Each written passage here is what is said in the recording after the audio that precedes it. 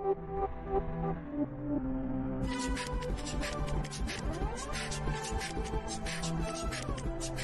everyone, we are the representative of Sugar Lab Limited.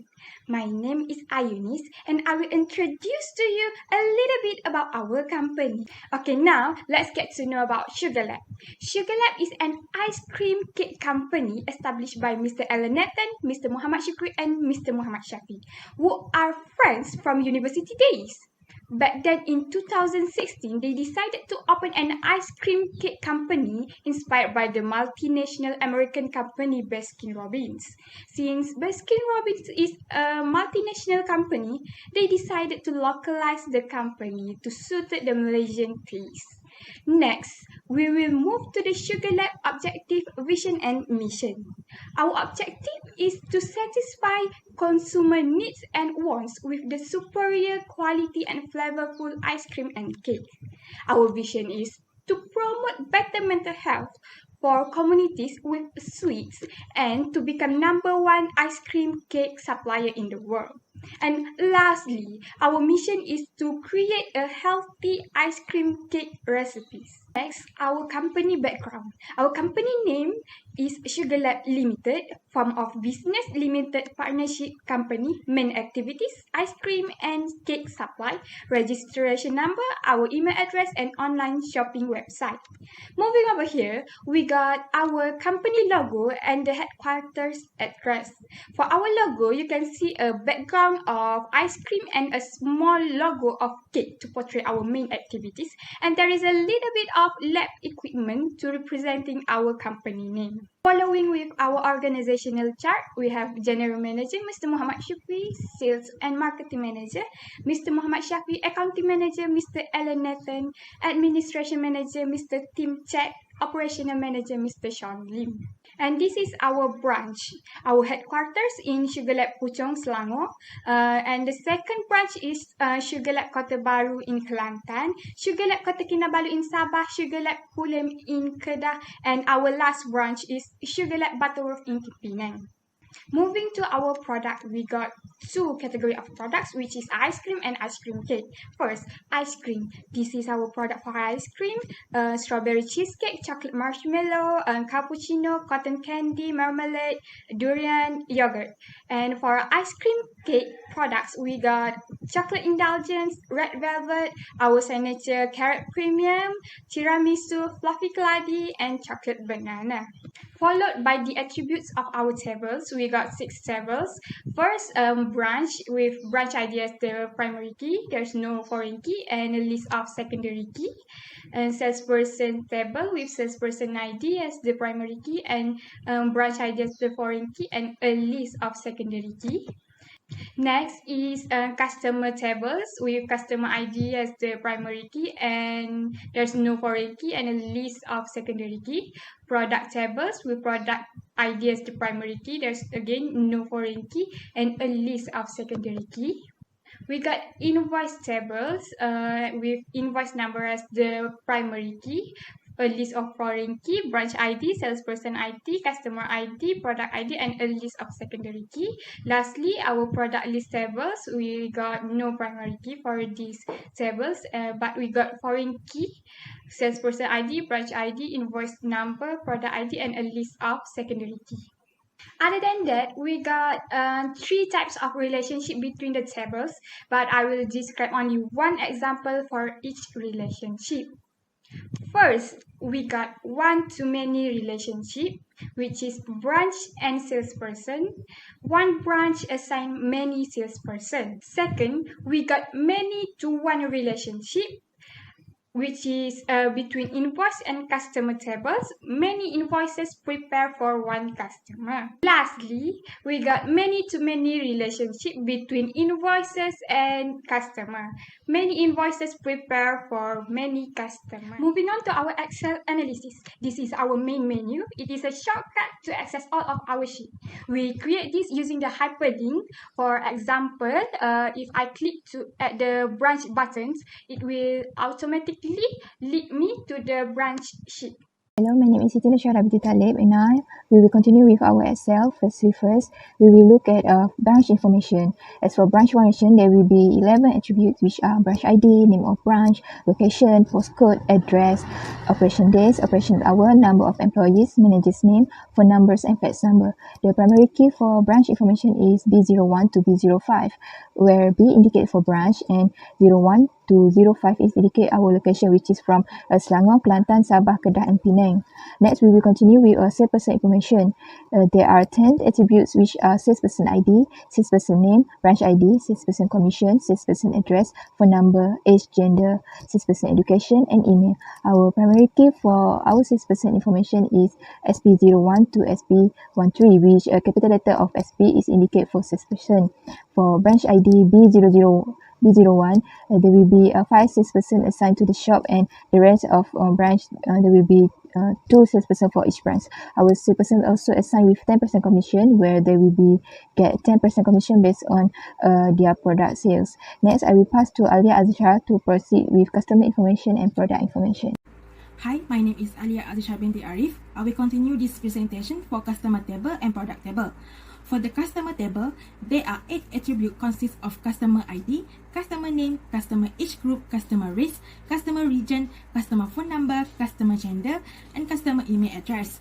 We have a total of 42 customers, and each of our customers have their own unique ID in order to differentiate them from other customers. For example, MR001 represents the customer ID for customer 1, which is Jason Kim. Next is product table. There are 7 attributes for product table, consist of product ID, product name, product category, product cost per unit, product selling price, product main ingredient, and product flavor. We have a total of 13 products, and each of them represent by their own product ID. For example, P001 represents the product ID for strawberry cheesecake.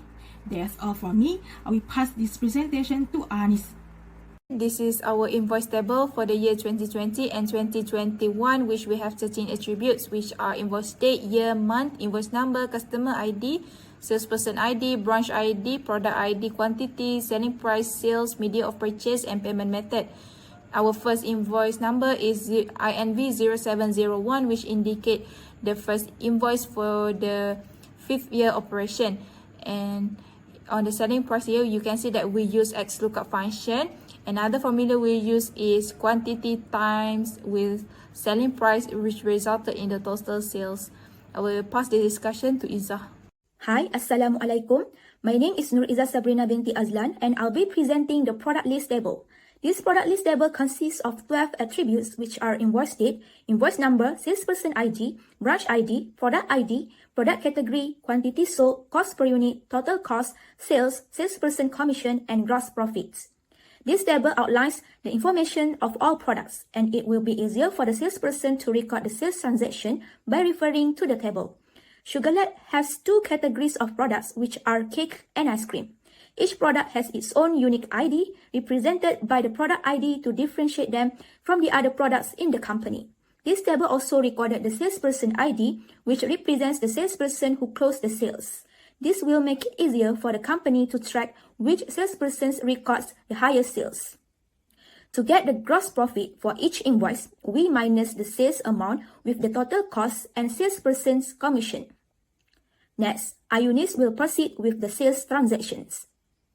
Moving on to the sales transaction for 2020 and 2021. Here we got invoice date, year, invoice number, customer ID, salesperson ID, branch ID, product ID, quantity, selling price, sales, and salesperson commission.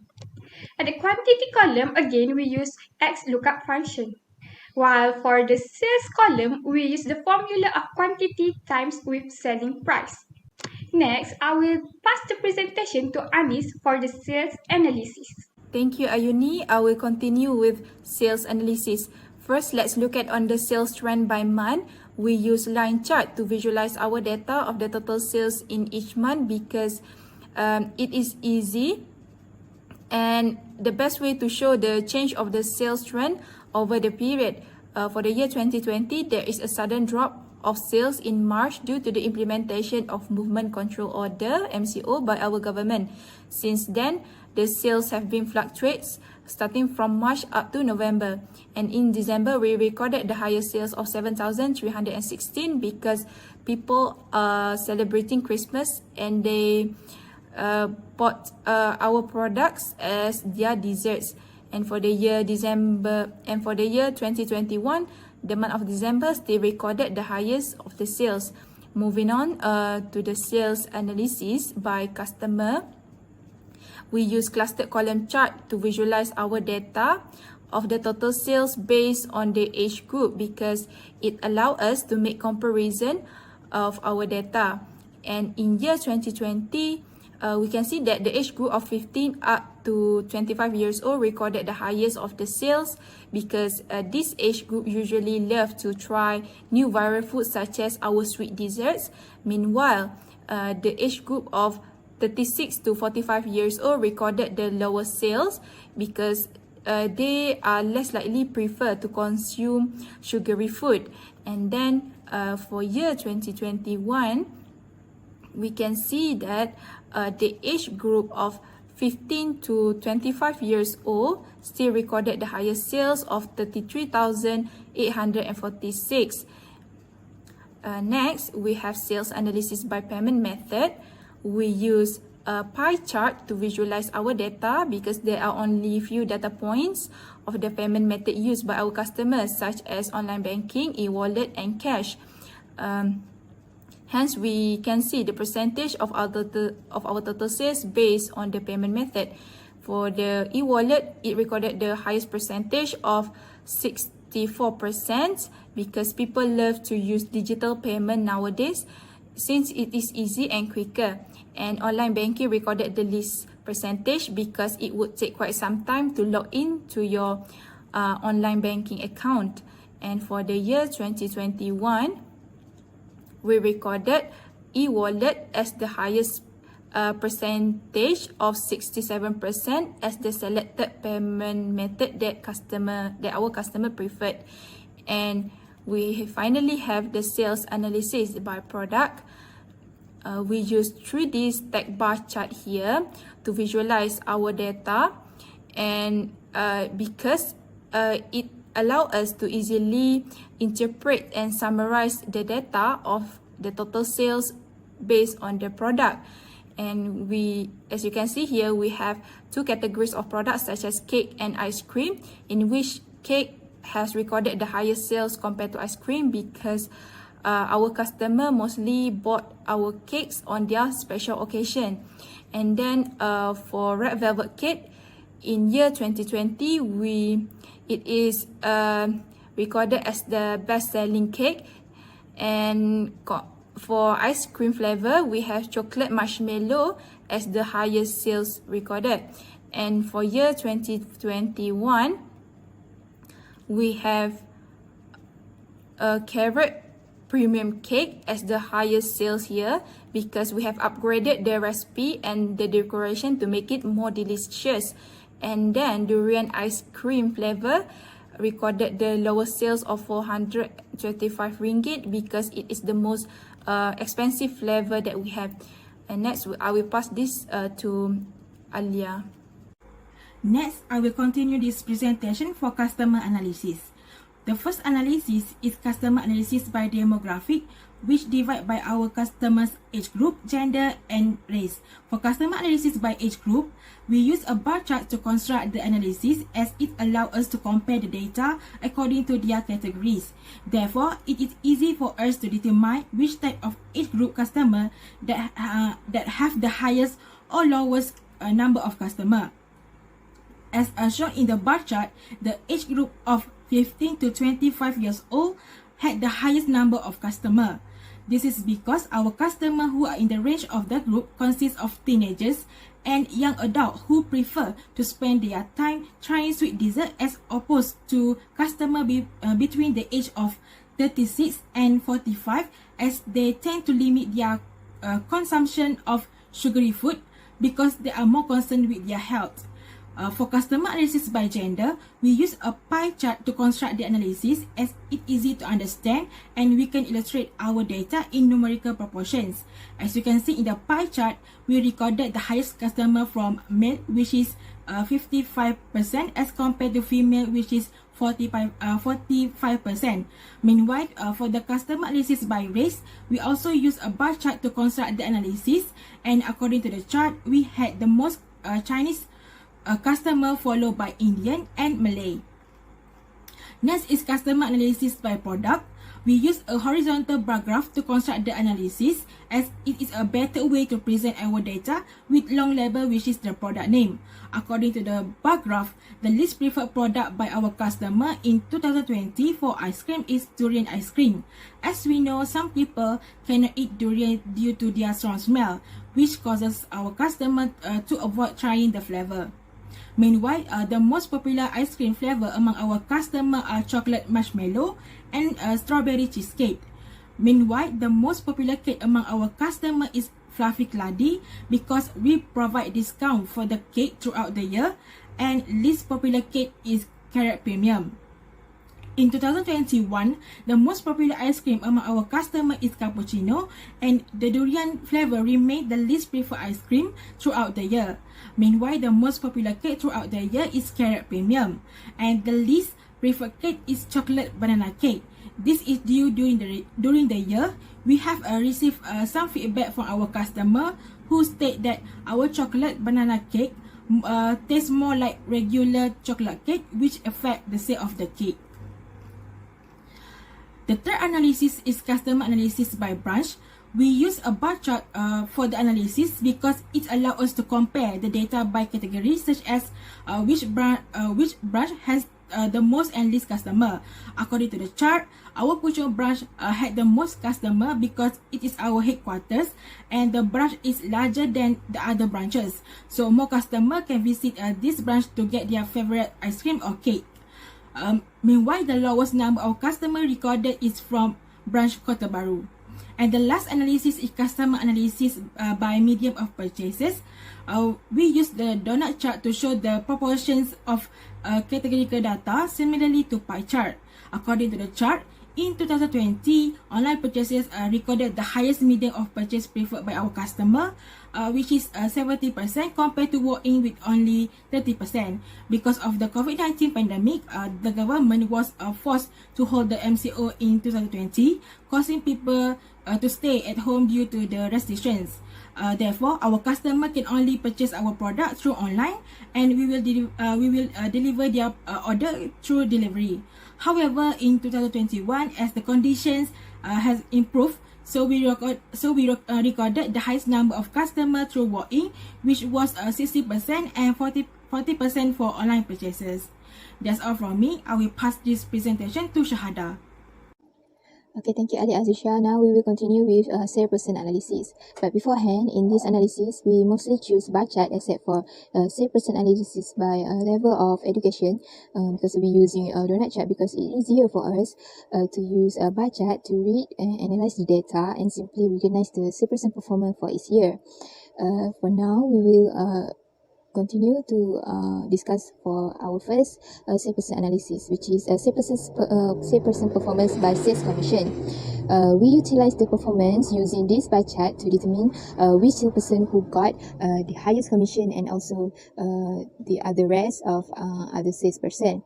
From our analysis for both here, we can see that Julia Strangers has the highest commission based on a sales product because of Julia Stranger is a skilled salesperson who sold the highest product because of her experience before this.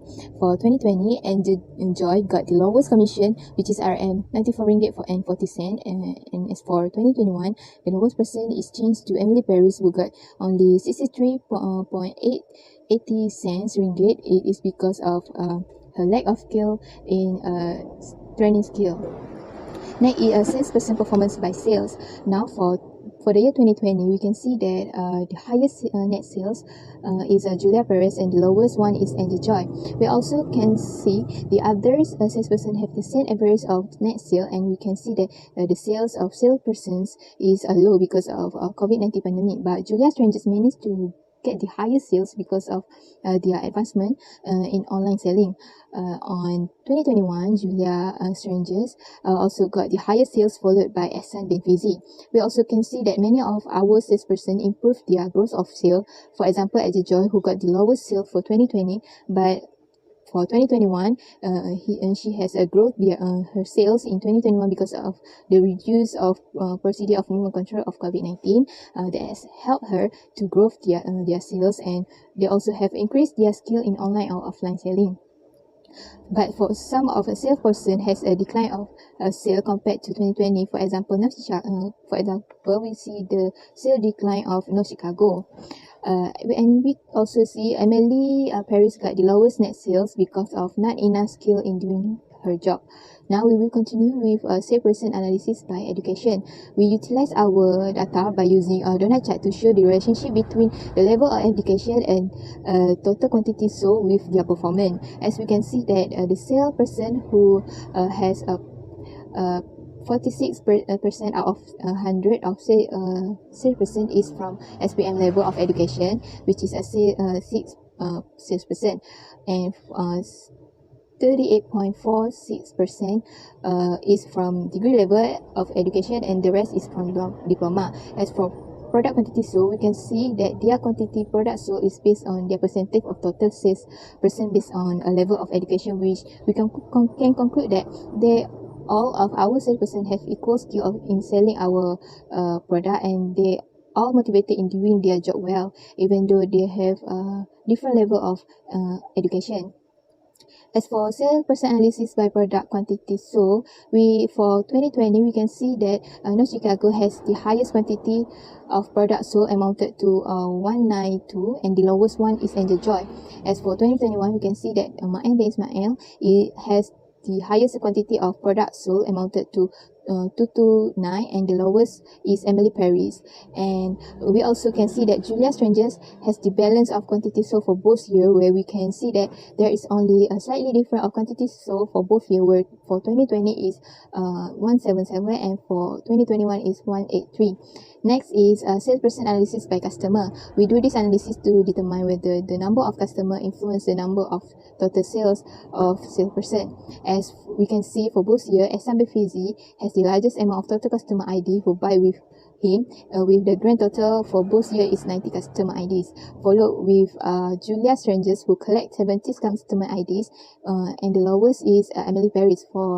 And for Jamila and Steven, they have the same total of customer IDs for both years, which is 4 and 6 respectively. By this analysis, we can see that Ehsan bin Fizi has good communication skill, and we can see that the total number of customers did not influence the total sale of the salesperson and also their performance. Lastly, we will see the salesperson performance by rank. We use by chart because it's easier to read the data and simply identify who perform well in their job. So as we can see, for both here, Julia Stranger is on the first rank. This is because Julia Stranger is our skilled salesperson who has experience working at ice cream company before she joined with us, and she also has been provided with a good training knowledge to improve her skill in handle and sell product. We also use a X lookup function to determine who has the highest sale and the lowest sale for each year. And where for 2020 and 2021, the person who got the highest sale is Julia Strangers, and the lowest sale is Angel Joy for 2020 and Emily Paris for 2021. As for salesperson analysis by branch, from our analysis, we can see that the salesperson who performed excellently, which is Julia Stranger, is from Butterworth branch, and the salesperson who ranked at the bottom in sales performance is from Puchong branch. And we can see for each branch there will be a salesperson who perform well compared to other salesperson in each of branch. By this analysis, we can conclude that the salesperson who got the highest sales and has an excellent performance is because of their dedication and motivation to gain more sales, and they also has expertise in communication skills and other skills to attract more customers to buy product from them, which is can affect the growth of their net sales. Next, we will continue with other branch analysis. Thank you. I will explain on the sales analysis by branch. We use clustered column chart here to visualize our data because it allows us to make comparison directly of which branch that contribute the most sales. For the year 2020, our headquarters, Sugar Lab in Puchong, contribute the highest sales because of its strategic location and able to attract many customers. And for Sugar Lab in Kota Kinabalu, we can see it is the least sales because the branch is still new and not many people are aware of our branch there. And then for the year 2021, our main headquarters, Sugar Lab in Puchong, still contribute the most sales of 12,702 ringgit. I will pass this discussion to Alia next.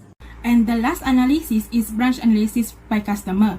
For branch analysis by customer, we use the map chart to construct the analysis to display our data through geographic region, making it easier for us to identify the locations of our branches. According to the chart, our Puchong branch had the most customer because it is our headquarters and the branch is larger than other branches, which allow more customers to visit this branch to get their favorite ice cream and cake. Meanwhile, the branch with the fewest customer is in Kota Baru. This is because COVID-19 emergence made it difficult for us to successfully promote the branch as we just launched in January 2020. That's all from me. I will pass this presentation to the next presenter. Next, move on to the company's overall performance. Firstly is the gross profit analysis monthly and yearly. From the line graph, we can observe that in year 2020, the gross profit shows a decline starting March due to the outbreak of COVID-19 cases in the country. However, in December 2021, the gross profit started to increase again due to the promotional campaign made by the company. For overall, gross profit in 2021 is higher compared to 2020. The reason why we are using the line graph in making this analysis is because the line graph shows the increase or decrease in trends over different intervals of time.